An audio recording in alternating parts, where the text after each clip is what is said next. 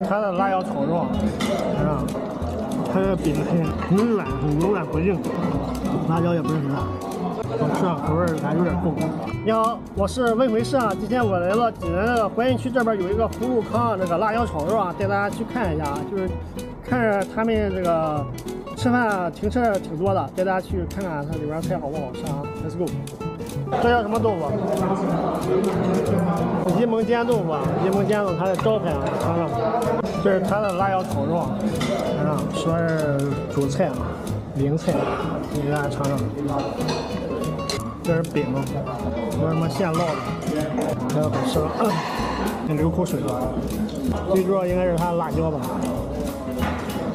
肉，五花肉，很软，很柔软不硬，辣椒也不是很辣。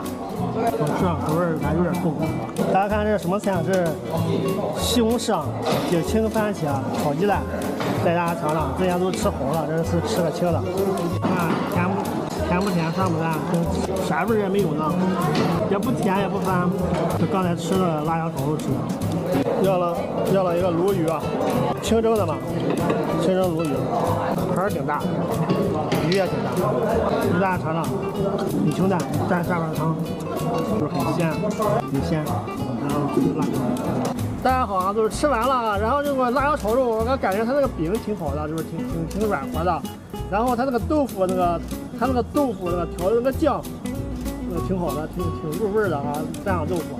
然后就是第一次吃那个青的西红柿啊，反正那个鲈鱼吧也挺清淡的啊。大家有时间可以过来试啊，欢迎大家点赞、回关注，我李